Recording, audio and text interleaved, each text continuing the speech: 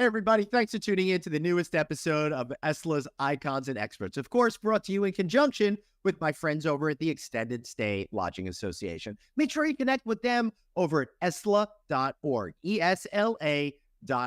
So today, we're going to be talking with an industry expert that I think is a super great guy, Rick West of Commercial Green Solutions. He's genuine, and he's out there to help you do the right thing for Mother Nature while also helping save money.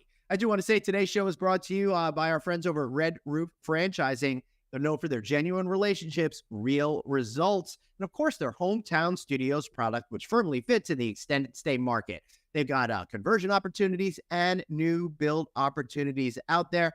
Make sure you go check them out at redrooffranchising.com, redrooffranchising.com. All right, on today's show, we're discussing hospitality sustainability with Rick, with a special focus on the extended stay market. He's going to share practical ways hotels can embrace sustainability while reducing costs and increasing profitability. Plus, we're going to be joined by my friend Matt Hostetler, Chief Development Officer over at Red Roof, who's going to help bring all of this together in a way that's understandable to you, the potential extended stay hotel developer out there. We're going to talk about the current state of sustainability, financing, green financing specifically, that's free money, energy efficient incentives, the business case for sustainability, heat pump technologies, utility incentives, and the importance of hospitality specific sustainability. Going to be a great show. But first, today's show is brought to you by our friends over at Delasart Hospitality, the leader in third-party management of extended stay hotels for more than 22 years. Plus, they're the only ones in the business that give you three key services that you could select, or, only use one of them, or all of them. Full management, remote sales support, remote revenue management services. Make sure you check them out at delasart.com. That's delasart.com. All right, I'm telling you, this is a good show. Have a good time. See you later. All right, I'm excited to welcome my co-host today. We got Matt Hostetler. He is Chief Development Officer over at Red Roof, but you all knew that already. Hey, I love it. Looks like you've got some good habits over there. Hospitality, adaptability, was it belonging, impact, trust, and success? I got no good habits, apparently. You got great habits in hospitality, Glenn. Yeah, and I will tell you, Matt, one of the important habits that we have to have is really thinking about building sustainably, right? And when we're talking extended stay, we're not just talking about building sustainability for the purpose of doing good for the environment, but there are real fundamental financial savings and benefits with going in this direction, right? Absolutely, Glenn. And I'm looking to see if I can be sustainable as your co-host today. Oh, well, we're going to find out. So stay tuned. Let's welcome to the show. We got Rick West of Commercial Green Solutions, our sustainability expert today. We're going to be talking a little bit about sustainability, hospitality, with a specific focus on the extended stay market. Rick, welcome. I love what you do out there, really helping find opportunities for people to yield savings for doing the right thing. But before we get into any of that, where are we right now when it comes to sustainability and hospitality, but particularly with the extended stay market, which is experiencing a massive new construction boom? No, listen, thanks for having me, Glenn. Good to see you, Matt, fellow Steeler fan. Welcome. Anyway, no, it's great to be with you, and I'm super stoked about the topic because it's something that's it's. Well, I'm not stoked about the topic because you guys are Steelers fans and I'm a Jets fan, so I'm just going to suffer through this entire conversation. Oh, wait, we're not talking sports. All right, wait, I have a word. Okay, Rick, go on. Sustainability and Jets. Not sure if there's any. No, they're not mutually. No. By the way, my parents went to the 1969 Super Bowl, and that was the last time our family had any joy. I was born short read. This is the last thing I will speak off topic, and I'm probably lying. Yeah. But actually, Joe Namath is from Beaver Falls, Pennsylvania, and so am I. We're the only two people to ever leave. It's all Really? Everybody's still back there. That's hysterical. I feel like there's a movie in there somewhere where you go back to Beaver Falls and rescue everyone. All right, so Rick, where are we with sustainability, particularly when it comes to the extended stay hospitality movement? This boom is crazy, right? I mean, it's just insane. And we have so many clients who are building, right? And building 17 and 20 hotels as part of this segment. And they're constantly asking, okay, what can we do? And it's more on the side, because I've always, you know this, I've always called myself an eco-capitalist. Right. Totally. I want to do the right thing. I want CGS to really represent sustainability, but it's got to make sense financially for our clients. Like, that's the differentiator. So, right now, one of the key things I think is ironically finding green money, right? With these interest rates, I mean, they went down a half. Let's go down another half, right? My friends are hurting. If anyone's listening, please bring them down. At the end of the day, though, there are other sources of funding that actually revolve around my world. That green space. One of them is PACE funding. And Matt, I don't know if you guys have done a lot of that over at Red Roof, but PACE funding is Property Assessed Clean Energy funding. What does that really practically mean, though? So basically what it means is you can finance, basically, on your property taxes, those things that are going into your building that touch anything energy or water-wise. So rather than, go to the bank or go to your investors, you can actually reduce your capital stack by going out there and saying, wait a second, all of my plumbing, all of my electric stuff, lighting, HVAC, everything, we can actually finance that at a lower interest rate through this PACE funding. And that PACE funding, and not a lot of people know about it, right? Because it's not cookie cutter. Not every state has it. Not every municipality has it. But it's one of those things that you should be looking into. Because if you can reduce the cap stack, Matt, that makes a difference, right? Absolutely. What's the interest rates?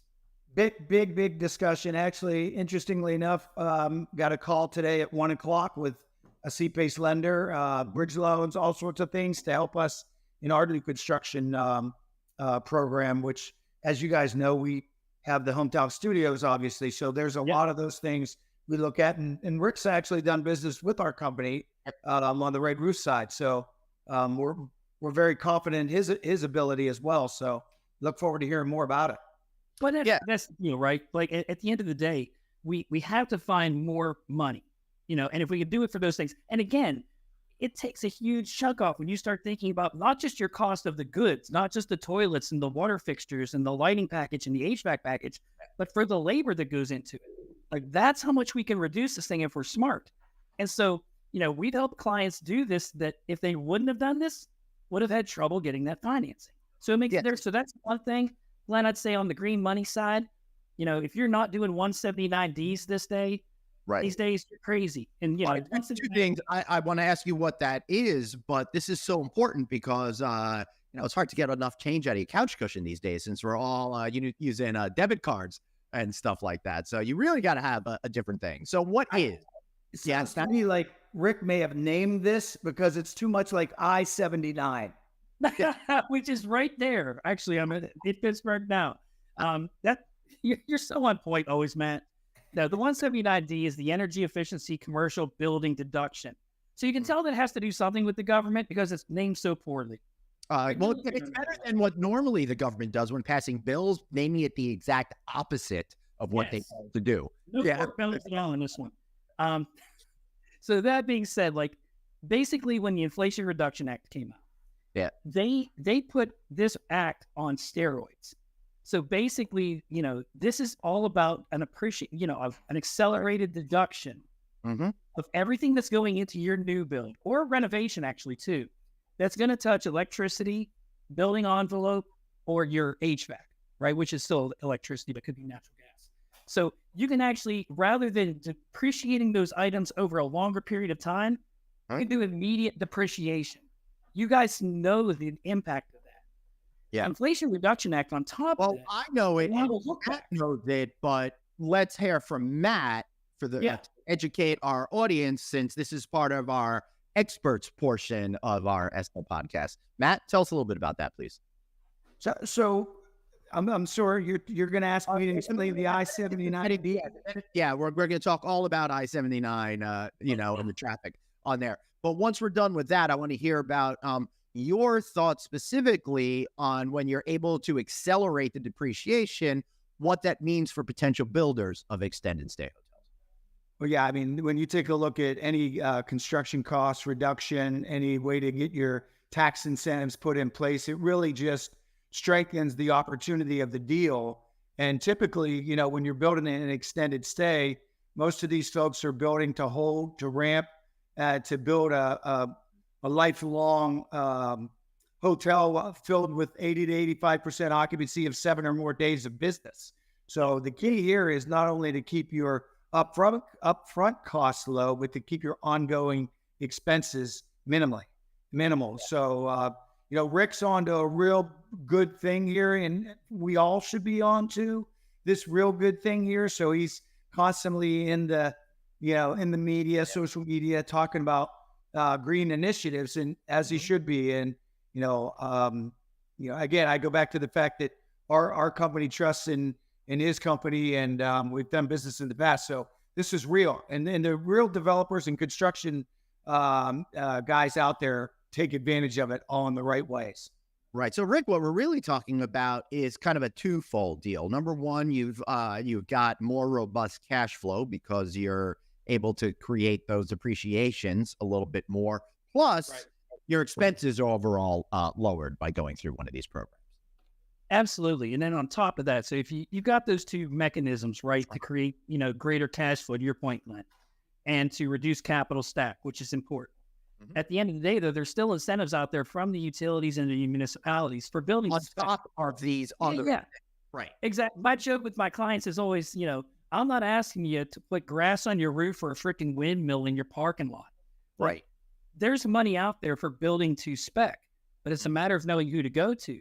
But then that incentive to Matt, you made a great point earlier, and I usually don't give you credit for much, but I'm going to give you this. You made a great point in that it's also about what's down the road as far as what you're doing. So when you get these utility incentives, I'll give you an example, Matt. Like there are some great incentives around the country for putting in heat pump versions of P-tax in a new build. And so extended stay market has tons of these, right? We sell them all over the place for new builds, and like they're out there. That being said, the incentive is enough that it allows you to upgrade to that heat pump version. So the delta between the cost of the two is covered by the rebate. So then to your point, Matt, the ongoing expense of operations is lowered. So not only are you saving in the beginning by doing the right thing, but then as folks are operating the hotel, NOI, you're where you need to be, right? And it makes a real difference. All right. So I got a question on this. So you could explain it fully to folks that aren't familiar with the construction process. Why is a heat pump better? What does it have to do with the P-tax system? And what are you talking about in overall savings over time when it seems you're able to bump up from one unit to another for free, basically? Great question, Glenn. So we do tons with P-tax. We'll probably do 15 to 18,000 of them this year. It's a lot, right? Well, because utilities are highly incentivizing that switch out from that P-tax, the electric strip heat. That's what that is, Glenn. Right. It's just pure electric blowing air across it, right? So you're like, think about heating up a curling iron, that kind of energy, right? It took all morning for me to get these lustrous curls with mine. Yeah, I'd have a hard time thinking about a curling iron. Yeah. You guys are thinking, why is that guy talking about a curling iron? I get it. I know, very dramatic, I'm sure. Go on, Bert. It hurt. But then now think about using a heat pump like a lot of you have in your homes, right? We're actually using conditioned air outside and taking it out of there to create that heating or cooling. By doing so, so our ROI, basically, when we look at these things, you're saving about $30-ish to $45-ish per room, right, per year in doing this technology. So if the utility is going to pay for it, and you're going to be able to get funding for it, because you're doing the right thing, you'd be crazy not to make that adjustment. And what we try to do with our clients is when that is available in utilities, emphasize it. Because the tough part about what we do is it's not cookie cutter. Every municipality is different. Every utility is different. But knowing that landscape, as Kevin, my business partner, always says, you don't know what you don't know. Yeah. So you got to find partners out there that know. Yeah, exactly. That's actually my whole philosophy in business. And, that's why it's so important to be curious. But the fact of the matter is, if you're out there developing a property, you don't necessarily have all of these incredible insights that somebody else could bring to the table. And you don't know what you're missing unless you know what you're missing. And that's where a guy like Rick comes involved. Matt? Yeah, I was just going to say, that's why we call this segment the Icons and Experts. Yeah. Right? Series for ESLA, Extended Stay Lodging Association. We're here to assist and help people learn and understand what's going on in not only the extended stay lodging segment, but what it takes to build the most efficient operating hotel and model out there in the industry. I'm just curious now as to which one of you guys is the icon and which one is the expert over I'm here. not sure if I'm either. I'm an icon in my own house. Yeah. I'm not sure. I'm not even that. Well, Congratulations. unfortunately, I'm an eyesore in my You're right. here. No, all right. I'm the man of the house until my wife comes home. So Yeah. Amen, brother. Amen. And of course, they do live alone. All right, Rick. So back to some of this this funding. When you're planning to develop an extended stay hotel, generally speaking, and I know it's by municipality, but generally speaking, how much closer to the finish line can really focus on sustainable building practices kind of help you? Oh yeah. Listen, it's just that operations side, right? Getting the money up front is important, but then running your hotel efficiently is super important.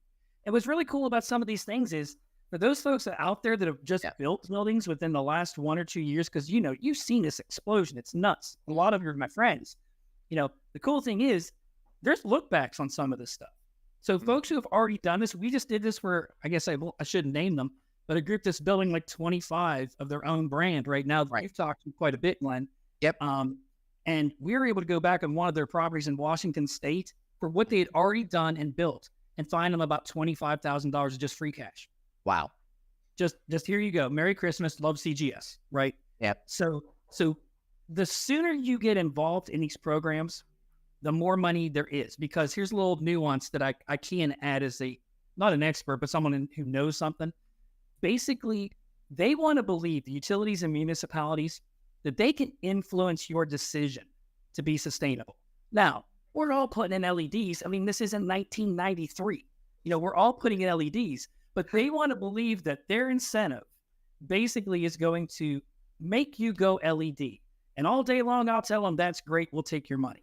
Yeah, because I want to get that money for my clients. Right. But the fact of the matter is LED is already a less expensive solution than it ever has been to install. And then the energy costs are minimal. Matt? And none of the brands none of the brands are going non-LED. I mean, trust me, I'm going back with all my clients, whether they're Hilton, Marriott, IHG, Red Roof, any of them, and having to go back and now put in LEDs where they don't exist. So all the brands have spec'd it in, but I still want to find money for them because that's a game that we can play and help our clients. Yep. Yeah. I was just going to say, as let's just say I'm out acquiring hotels and I go by, say 10 extended stay hotels, that model. They've been built. Let's just say they're 5 years old. Rick, what are the first things I look for to help save me money when it comes to green initiatives? So are you talking about you're picking up old buildings and you're turning them? Is that what you're doing, Matt? I'm buying 10 assets that are in the extended stay segment, and I want to go in and make them even more operationally efficient than they are today. And then next we'll talk about new builds as the next part of our conversation. Yeah, but listen, that at the same time, that's a super important question, because what people don't realize is that everything that I've been talking about is available for those as well. Mm-hmm. They want you to turn these drafty old buildings into sustainable buildings. The grid is overtaxed. Yep. There are increases coming in pricing, and Glenn and I are going to probably talk about this next week. Yes. There are increases coming in pricing on the PJM grid in the Mid-Atlantic. They're going to shock people. So to not build, to not get into that building, Matt, and try to make those differences would be crazy. Right. So yeah, all this money's available. All these changes are available. And the other thing you got to be careful about is when you are dealing with sustainability folks. Obviously we're all great. All the sustainability people out there are great, obviously. It's exactly what you were thinking. Heroes. We don't all wear capes. But to be brutally honest, you have to talk in our sector, in our world, right? You have to talk to somebody that speaks energy, but also hospitality, because you can't be doing crazy things that don't hit brand spec. And a lot of times, I've got good friends at large hotel groups around the country. Yeah. They've gone in to do a punch, after the things have been built, and they're like, "How the hell did this get in here?" Oh, I'm sorry, I cussed, but how the heck did this get in here? You can bleep that out, right? Yeah. Don't worry, we'll put in the F word like you meant, so it'll be. No comment. So all kidding aside, like, these things happen all the time, because, what happens is a GC will get with the EC and they'll VE, I mean, that's a lot of letters. They'll value engineer a solution, and then it doesn't hit brand spec or it's not efficient.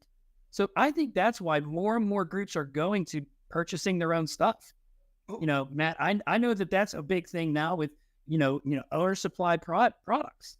Why would you not want to be involved in that process if you can control pricing, delivery, and also operations on the other side once the thing's installed? I'm a big proponent of that, whether it's switchgear, all switchgear, waterworks, lighting, HVAC, plumbing. If you can control that process as an owner and it's seamless and doesn't cause more pain for you, you'd be crazy to do it because you might have 7 or 8 GCs working out there, right? But if you've got one entity controlling that process for all of them, then you've got a consistent process. We like to call it one neck to choke, right? So I think it's super important. Well, and you think about it too, Glenn, what Rick's saying is so important, but we have to understand too, you mentioned this word right here, pointing to hospitality. I'm trying to get it there. Yeah, it's working great with your background. StreamYard's backends, right? But the bottom line is we have customers that are staying at our hotels that are looking for this. Right. They want to know what the brands are doing to be more sustainable and more green. And that's where their loyalty goes to. Right. So there's a whole segment of people that are spending the money to stay at your hotels and that believe in everything that we should be doing this. And that's where they're going to make their choices to stay.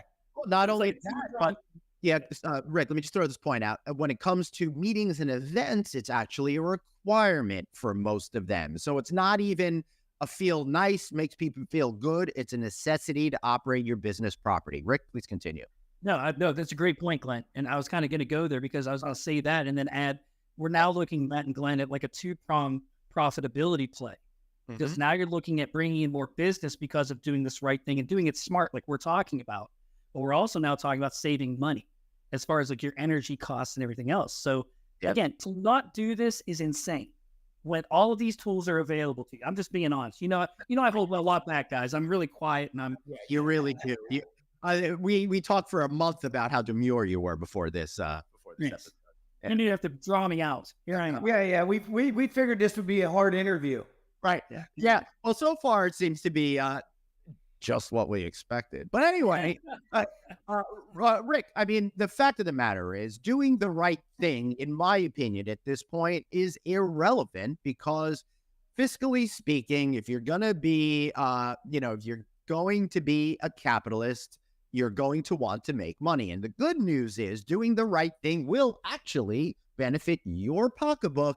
And I'm talking about you potential developers and existing developers out there, as well as be able to help you with operating costs. So when you're thinking about doing this, and you, Rick, you had said you should have one person in charge of everything. What are the areas that they should be thinking about immediately when they're still got like the idea in their head of a property or plans on a blueprint on a table? Man, it's like we scripted this, and I swear to God we didn't. In fact, I didn't even know what we're talking about. Anybody who knows me, I'm way too, they know I'm way too lazy to prepare for one of these things. So. Man, so you showing up? Oh yeah, I better jump on there. Yeah. So no, it's a great question because again, start as soon as possible in both realms. As far as getting the money, start as soon as possible because the sooner you know what you can get, now you know how you can get the rest of it, right? Yeah. If there's money available, less capital stack, you got less to go find, right? And because to the point earlier of like clients wanting, the green thing, so do investors. Like investors care as far as like you being sustainable. That's a check that you're going to put in the box. But Glenn, like getting in early helps you get more money.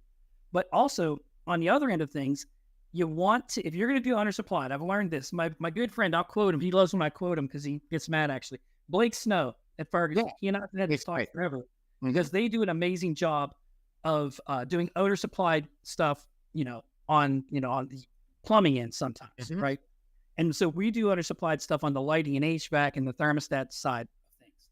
The reality that I've learned through the years and talking to Andrew Pragel from our team is that we have to have the owner pull that out of scope before it goes to bid. Because what happens is if we go to bid and then we pull it out, the builder could say, well, actually, that PTAC was only going to cost you $1. It was $2,000 for the install when you try to pull it out and buy it yourself. Whereas if you just go to them with a package of owner-supplied items and they're supplying the labor for those things, then there's no games that can be played. And look, we want everyone to make money.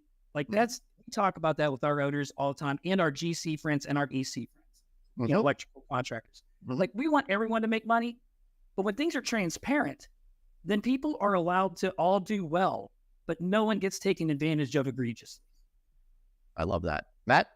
Yeah, I think that's awesome. I mean, you've actually got my mind thinking. You actually sent me a message the other day that said, hey, we need to be in these early discussions. And I think it's early enough with our new construction Hometown Studios brand, since we've relaunched it, to make sure that you're involved in the beginning and making sure that our franchisee base is educated to a lot of this. I mean, we have a lot of new development members that come to us, new construction companies with their developers coming to the table with us. So that may not be as, and I use the word, I want to make sure I say it the right way. They may not be as educated and as savvy when it comes to this. So the more we can become advisors by partnering with a company like yours, Rick, is key. And I think that's what's important. And that's why we have you on the line today, because there's so many new people getting into this particular space, whether it be, upscale extended stay or economy lodging extended stay, like where we play and where we're the experts. So I think it's very important because air is air, light's light, right? It doesn't matter whether it's in the upscale or the economy. It's all about operational efficiencies and making sure that you take advantage of the best programs out there. And I would add, that's amen. Amen to everything you just said. I would add for the extended stay market specifically, these decisions really matter because, when we go and we do rebate programs for existing properties, right? What we find is the extended stay model, there are people living in these places. So whereas a non-extended stay hotel may be maybe totally empty during the peak hours of the day where your energy is most expensive, these extended stays, they're filled during the most expensive time of the day to pay for energy. So we need to have energy efficient items in these rooms because they're getting hit harder than the other segments. Absolutely. So, and I know this is pointed at extended stay folks, so I really want to drive that home. Like the light bulbs, the smart stats, the heat pumps instead of P-tax that you're putting in these rooms, efficient toilets, aerators, low flow shower heads, they matter more for you than they do the rest of the industry because people are in these daggone rooms all the time. See how the daggone? That's a fantastic point because typically, Glenn, you and I and Rick, when we're out doing our jobs, we wake up in the morning, we jump in the shower, we put on our best closing outfit, if you will, and we go find a deal and get it done. Yep. The other folks, they're in transition. They may be between homes, relocation. They're working in that space all day. They're living there. They may be there 28 out of the 30 days a month and come back. And, a lot of extended stay workers, gig workers, we're saving money operationally by not cleaning their room every day. Yeah. Right? All of those other things that we talk about from a service level perspective, but we don't talk about the lights being on, the water, and all those sorts of things. And there's your other savings. This is a moment for everybody. No, it was an epiphany to me too, honestly, Matt, because there are a lot of programs around the country, and this, Glenn, where we've worked and we clean P-tax for free, right? We're able to utilize, and we've done, heck, your team Red Roof, I think we've found 25 hotels where we've cleaned your P-tax for free, utilizing utility money. It wasn't until we were going into like a Crown Plaza, we're going into, a Hampton Inn, and then we went into all of the ESAs and Red Roofs because we have that corporate business. Well, we started going in there, we're realizing, wow, it takes longer to get in these rooms. Why is that? Oh, crap. This is somebody's apartment. Right. And so then we started running numbers and we're like, the usage of energy per room in the extended stay space is so much higher because of that. Wow. So yeah, Matt, it was shocking to me too, but it's something that we all need to take into consideration. Yeah, no matter where I stay, my own brand or other brands, that's the first thing I do when I walk out the door is wherever the lights are on, they go off. Yep. Yeah. I try to do my part for the owners, the operators, just to keep their costs down. And I think it's really important that we could buy product, take advantage of the programs out there, and put that money in the hoteliers' pockets. Exactly. Other uses. Yeah, for sure. Matt, before we let Rick wrap up, I'm curious, since you're chief development officer, you're getting deals over the line every single day. How much does what we've been talking about here today really help hoteliers become more appealing to getting that transaction complete with the bank? Well, I think anytime you talk to a savvy business person and you can get in front of them ahead of time and show them the value, number one, and the savings, secondly, because the value's there, the savings, what's important, that's what gets in the pocket. That's what they want to see. They want to see brand new product, but I also get paid to get it, or I get a rebate on it, and it ultimately is X amount of dollars saved. And then the longevity of those products become even more valuable to the owner, and showing that the expense savings too. So I think it's the people that are talking about it are probably selling more franchises to developers and those types of people out there. So it's just great news, first of all, for the new construction side for us as well, but also what he's been doing and in this space for our company overall and our hotels that we do well. Right. So, I mean, think about it, everybody out there. So you're making your bid to get this loan much more appealing than to the people that are holding the purse strings. Not only is it cheaper to build, but they're cheaper to operate, as well as all of those other great features of extended stay hotels, which make it nominally expensive to operate. Cheapest way to do it that there is out there. Additionally, it was set against the backdrop of, as we're recording this in September of 2024, interest rates were just dropped by 0.5%. All of these things start to add up to what I think is going to be even more of a push towards building extended stay hotels. Rick, how do you see that? And then maybe it's time for some shameless plugs for yourself time. Well, I think this market is exploding, obviously. And I think the people, who want to win are going to be the ones that take advantage of the things that are out there, and not being ashamed of not knowing everything, but reaching out to people who understand the space. All of this, when you can, Matt, you live this. Like, if you can go into a building and knock down utilities by smart practices that you're putting into the building on the energy side by $50,000 a year, right, into perpetuity at a 6 or 8 cap, we see what that does to the valuation of the building, let alone the free cash flow, right? Well, I almost sound like I took Economy 101 or something in college, which that was pretty impressive. I learned it all from you, Matt. I learned it all from you. I think he went to Cal State. Amen, brother.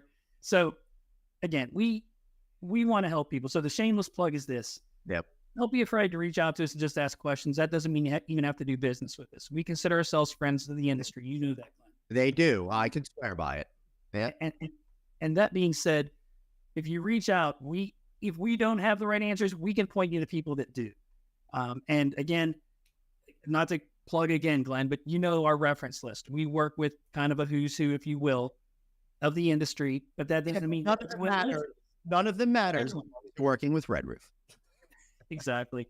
So CGS Commercial Green Solutions at www.commercialgreensolutions.com. I wish we could have gotten that shorter. I wish you could have added the HTTPS://, but you did it. I always did. I felt like it was overkill. I know. but we sincerely can help in this space. I'm grateful to the Extended Stay Lodging Association for putting an emphasis on this, because it's important, and to developers, it's crucial. If you can build cheaper and then operate cheaper, I mean, Glenn, I'm ready to hire you. You said it perfectly. Saving money and being sustainable, these aren't, conflicting things. In fact, they should be complementary, and they can be if you work with us, I promise. I will tell you, one of the coolest things is, for years I was preaching that. I'm like, don't do it for the environment, do it for your pocketbook. And now it's really come to pass, and everybody's really saving monies, and everyone's encouraged to do the right thing. And I know all you out there want to do the right thing, but it's great to have financial encouragement to do it. Matt, any final thoughts? Listen, I think it's fantastic. Looking to get Rick more involved with our franchisees that are going to build. Now that interest rate did come down a bit, we'll get through this election. I think it's going to be very important. 2025, we got a huge focus on new construction at Red Roof. So, you think about this particular space has been around as long as Red Roof is, but everyone's talking about it today. And I think Doug has a quote, something about it's no longer a secret. Extended stay space is no longer a secret. So everyone's jumping in, but we need to make sure that when they jump in, that they take advantage of all of the opportunities that Rick has and all of the things that the space has, and understand that this model is completely different than the transient stay model. And it is really, if you do it the right way and build it the right way and manage it the right way, there's more that drops down to the bottom line the right way. That's right. And remember, the right way. There's no shortcuts when coming to extended stay. Guys, thanks so much for being here.